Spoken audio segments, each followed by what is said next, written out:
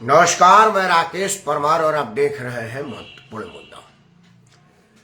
मित्रों, महत्वपूर्ण मुद्दे में आज सबसे महत्वपूर्ण विषय तो यह था कि दक्षिण अफ्रीका में भारत ने 2 दिन में दक्षिण अफ्रीका को शिकस्त दे दिया। मतलब 2 दिन में हम विजय प्राप्त कर लिए। यह युवा जोश से ओतप्रोत भारतीय टीम को बहुत बहुत बधाई हो। उससे जरूरी बात यह था कि आज मोदी विरोधियों की एक मीटिंग हुई जिसमें नीतीश कुमार को संयोजक बनाने की जो लालू जी पुरजोर कोशिश कर रहे हैं उस पर कोई पुख्ता मोहर नहीं लगा। ममता बनर्जी, जो कि उसकी घटक दल की बहुत प्रतिष्ठित सदस्य हैं और अभी जितने लोग हैं उसमें सबसे ज़्यादा देर तक मुख्यमंत्री का रिकॉर्ड उनके पास है और अभी भी बंगाल में मुख्यमंत्री के रूप में काम कर रहे हैं, उन्होंने नीतीश कुमार के भावनाओं पर पानी फेर दिया। उन्होंने कहा कि भाई नीतीश कुमार को संयोजक बनाने से इंडी गठबंधन को भारी नुकसान का सामना करना पड़ेगा। एक यह कि नीतीश कुमार लालू प्रसाद यादव के साथ मिलकर भी चुनाव लड़े थे, तब भी अपना एक भी सांसद नहीं जितवा पाए। उसके पहले बार 2 सांसद जीता, लोकसभा उनका खाली है। दूसरा, उनका कहना था कि बिहार के बाद नीतीश कुमार का कोई राजनीतिक वजूद हैसियत औकात है नहीं। उसके उलट मल्लिकार्जुन खड़गे राष्ट्रीय पार्टी के राष्ट्रीय अध्यक्ष, अभी भी कांग्रेस का स्वीकार्यता पूरे देश भर में है, इसमें कहीं कोई दो राय नहीं है। दलित वर्ग से आते हैं, केंद्र का और राज्य का मिलाकर के करीब 40 वर्ष का उनका राजनीतिक अनुभव है, प्रशासनिक अनुभव। बल्कि कर्नाटक में मंत्री थे, केंद्र में मंत्री थे, अब एक पार्टी के जो कि इस देश की सबसे पुरानी पार्टी है उसका राष्ट्रीय अध्यक्ष है, तो इस नाते उनका दावा बनता है। असल में ममता बनर्जी या दावेदारी मल्लिकार्जुन खड़गे का इसलिए नहीं करें कि उनको कोई खड़गे से प्यार है और दलित से प्यार है। असल में ममता बनर्जी को खुद से प्यार है। उनको पता है कि मल्लिकार्जुन खड़गे को अध्यक्ष प्रधानमंत्री बनाने की दावेदारी का मतलब उस पेशेंट जैसा है जिसे डॉक्टर ने कहा है कि चीनी छू गए तो मर जाओगे, और उसके हाथ में खीर की कटोरी दी गई है कि पकड़ो। अब वो खा नहीं सकता, उसको बढ़िया से निहार भी नहीं सकता। मल्लिकार्जुन खड़गे के हाल शुगर पेशेंट के हाथ में खीर की कटोरी है जिसमें चीनी लबालब भरा हुआ है।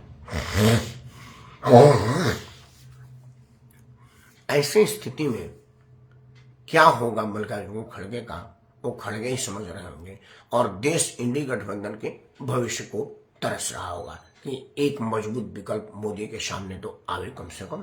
खैर, आज वो बात नहीं था।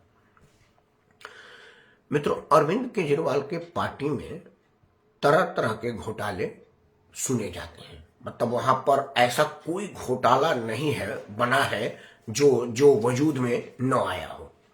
मतलब जो घोटाला आपने कहीं नहीं सुना है वो केजरीवाल के पास है। एक घोटाला तो आप कभी सुना नहीं होंगे, गिरफ्तारी घोटाला।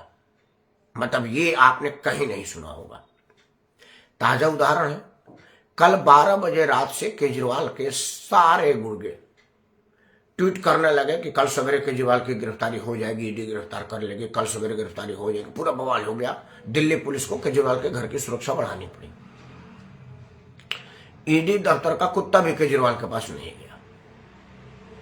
तो देखा दोपहर तक कोई नहीं आया तो खुद ही प्रेस के सामने आ गया और बोला कि ये कमियां हैं, ये है, वो है, वो है। मतलब जब केजरीवाल किसी पर इल्जाम लगाए तो उसे तुरंत इस्तीफा दे देना चाहिए, बल्कि उसे राजनीति छोड़नी चाहिए। लेकिन अगर केजरीवाल पर कोई इल्जाम लगेगा तो उसके आप तकनीकी ग्राउंड बताएंगे, नहीं तो केजरीवाल आपके प्रश्नों का जवाब नहीं देंगे। यह राजनीति का कलंक है। खैर, अब लोग केजरीवाल की कलई जान गए हैं। केजरीवाल भी लोगों की कलई जान गया। उसको पता है कि राजनीतिक दमखम से तो मैं जीत नहीं सकता। हाँ, मुफ्त की रेवड़ी बांट करके कुछ मुफ्तखोरों के वोट से सरकार बनाऊं और अपना वजूद बनाए रहूं, जिसका वो एक्सपेरिमेंट पिछले 3 चुनाव से कर रहा है और आगे भी करेगा। हो सकता है आगे इससे भी बड़ा करे, क्योंकि दिल्ली में 200 यूनिट था तो पंजाब में 300 यूनिट की बात कहा और सरकार बना लिया है। अब आगे हो सकता है 600 यूनिट की कहा दे, कुछ नहीं कहा जा सकता। और हम लोग मुफ्त के चक्कर में तो दाऊद इब्राहिम को वोट दे देंगे, वो तो घर केजरीवाल ही है। मित्रों, तकलीफ की बात यह है कि केजरीवाल उन तमाम अपराधों में संलिप्त है जो किसी ने सोचा ही नहीं है। और जब केजरीवाल के लोगों से पूछा जाता है तो किसी न किसी माने उसमें केंद्र की इन्वॉल्वमेंट जोड़ देता है। जैसे जब मोहल्ला क्लिनिक का स्थापना हुआ तो देश भर नहीं दुनिया भर में केजरीवाल ये कहा कि ये मेरी परिकल्पना है, हमने ऐसा एक क्लिनिक बनाया है जो किसी ने सोचा ही नहीं था। मतलब उसका सारा श्रेय अपने लिया। मोहल्ला क्लिनिक की अनियमितताओं पर उसका अपना स्वास्थ्य मंत्री जेल में है, अब तक उसको जमानत नहीं मिल रही है। उसमें एक नया घोटाला आया है। मतलब उसमें घोटाला यह है कि उस मोहल्ला क्लिनिक में आदमी गया नहीं, डॉक्टर बैठा नहीं, लेकिन उसके नाम पर टेस्ट लैब में हो गया। लैब में टेस्ट का मतलब है कि आप पैसा सरकार दी टेस्ट कराने के लिए, आदमी वहां गया ही नहीं था। दूसरा घोटाला हुआ, एक दिन में 530-35 आदमी को डॉक्टरों ने देखा है। अब 4 घंटे मोहल्ला क्लिनिक खुलती है 9 बजे से 1 बजे तक। 4 घंटे में 500 आदमी, मतलब एक आदमी पर 30 सेकंड, आधा मिनट। आधा मिनट में डॉक्टर का करना क्या होता है। मैं एक बार मोहल्ला क्लिनिक में मुआयना करने के लिए गया था, हालांकि वहां सुअर बैठी थी, डॉक्टर नहीं था, तो मैं दूसरे पे गया, तीसरे पे गया, देख रहा हूं कि क्या हो रहा है। तो वहां एक आदमी नाम पूछ रहा था, एक आदमी पर्ची बना रहा था, फिर एक डॉक्टर देख रहा था। यह सब काम कैलकुलेट करने के बाद 15 से 20 मिनट का टाइम एक आदमी पर लगा। तो अगर 15-20 मिनट एक आदमी पर लगेगा तो 550 आदमी को देखने में कितना टाइम लगेगा। आप सब समझदार आदमी हैं, जोड़ लीजिएगा। जो टाइम बताया गया है उसमें जो टाइम 550 आदमी को 4 घंटे में देखने का निकल रहा है, वो निकल रहा है 30 सेकंड, आधा मिनट। मतलब ये आदमी घोटाला हुआ है। मतलब पेशेंट आए ने लिख दिया गया कि इतने आदमी आए हैं और फिर उसको लैब में करवा दिया गया। अब देख लीजिए 550 आदमी आए हैं और शायद 5 या 6 लाख टेस्ट हुए हैं। मतलब 5-6 लाख को 500 में डिवाइड कर दीजिए, कितना होता है। तो एक आदमी की कितनी टेस्ट कराई गई, यह भी आप अपना जोड़ लीजिएगा कि मतलब कितना फर्जीवाड़ा हो रहा है। घोटाले के वो तमाम आयाम जो अब तक लोगों के नजर में ही नहीं था, वो केजरीवाल जी के नजर में है। इसको बोलते हैं पढ़ा लिखा आदमी, सातिर आदमी। घोटाले के विषय में कोई नहीं सोच सकता था कि ऐसी भी घोटाला हो सकती है कि मरीज ना आवे फिर भी मरीज के नाम पर बिल बना दो और उसको लैब में टेस्ट करवा दो। क्योंकि जब लैब में टेस्ट होगा तो लैब वाले को पैसा देना पड़ेगा, और सरकार देती है क्योंकि मरीज से लिया नहीं जाता। और सरकार देती है तो लैब वाला बिना टेस्ट का बिल देगा और बिल देकर अपना कमीशन रखेगा, बाकी नेताजी को वापस कर देगा। और जब यह बात सौरभ भारद्वाज जो अभी का स्वास्थ्य मंत्री पूछा गया तो बोला देखो जी, यह काम तो अफसरों का है और अफसर केंद्र सरकार का है।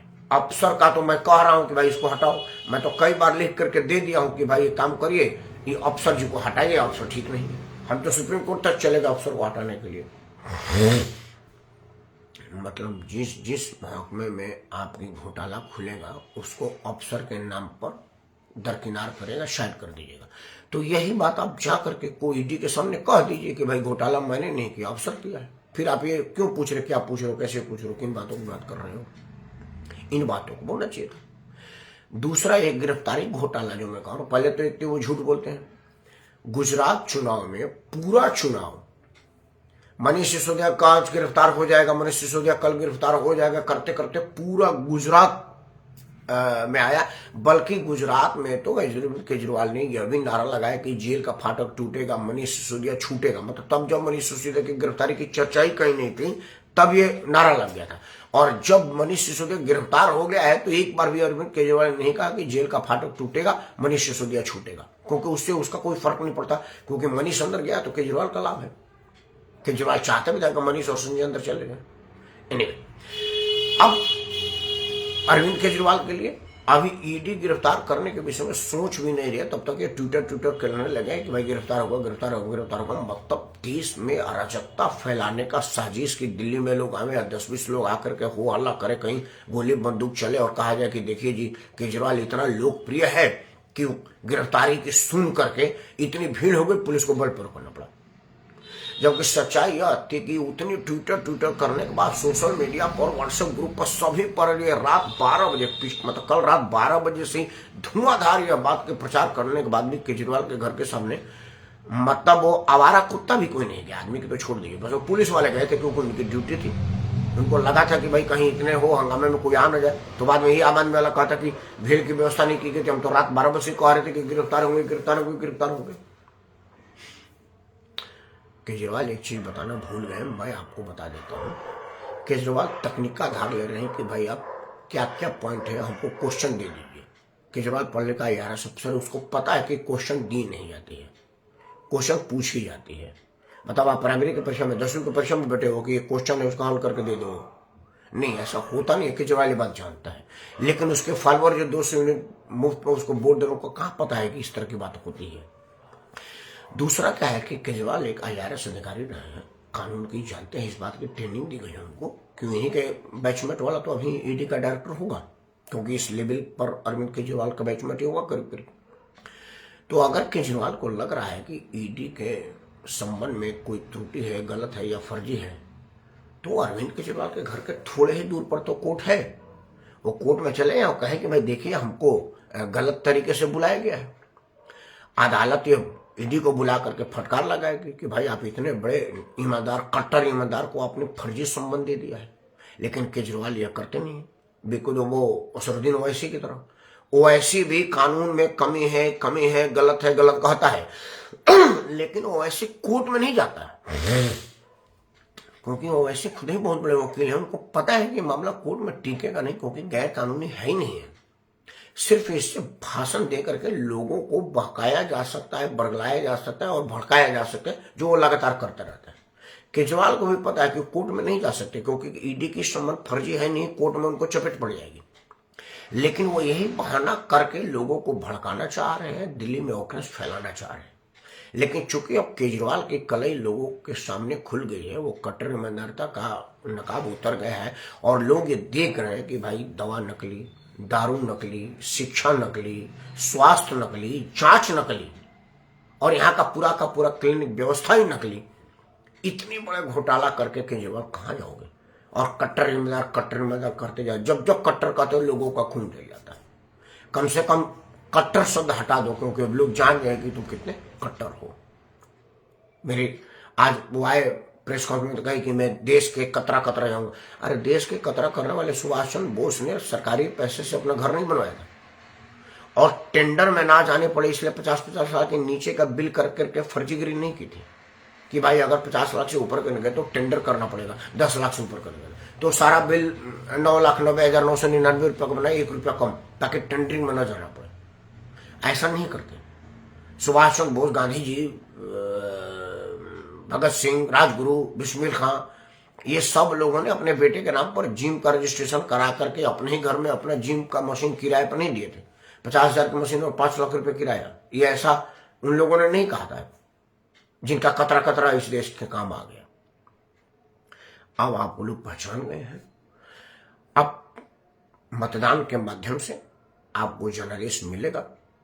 पूरा देश में आप गए, आपको जनादेश मिल ही चुका है, लेकिन आप बेशर्म आदमी है, आप पर कोई फर्क नहीं पड़ता। हमारे खाते चिकना घड़ा की तरह से आप पानी पड़े डगर जाए। लेकिन अब जब दिल्ली में चुनाव होगा तो दिल्ली की प्रबुद्ध जनता आपको बताएगी, क्योंकि लोकसभा चुनाव में तो पिछली बार बताया खाता में नहीं खुला आपका, स्थिति यही है, इस साल भी है। लेकिन विधानसभा चुनाव में भी, क्योंकि पंजाब में सरकार बनाने के बाद जिस तरह से वहां पर अलगाववादियों का आप खुला समर्थन कर रहे हैं और पंजाब को नेस्तनाबूद करने पर तुले हुए हैं, वो दिल्ली की जनता जानती है, क्योंकि दिल्ली के बहुत सारे लोग का पंजाब में रिश्तेदारी है, या पंजाब में बहुत सारे लोग दिल्ली में रहते हैं, दिल्ली के बहुत सारे लोग पंजाब आना जाना है, वो वहाँ की स्थिति देख करके बड़ा दुखी है। वो ये कह रहे कि भाई 200 यूनिट बिजली हमें नहीं चाहिए, हमें अखंड हिंदुस्तान चाहिए, क्योंकि भारत के हर नागरिक का मानना है कि ना हिंदू राष्ट्र ना खालिस्तान, हमें चाहिए अखंड हिंदुस्तान, जिसमें आप डेंट करवा रहे हैं। अंत में आप सबसे हाथ जोड़ के प्रार्थना है कि केजरीवाल के बवाल को समझिए और उसके चाल को समझिए। 200 यूनिट के मुफ्त के चक्कर में ऐसे सवाल से परपुर आदमी को राजनीति से बाहर करिए EVM के माध्यम से। इन्हीं और शुभकामनाएं मैं राकेश परमार आप सबको सादर प्रणाम करता हूँ। जय हिंद, वंदे मातरम, भारत माता की जय।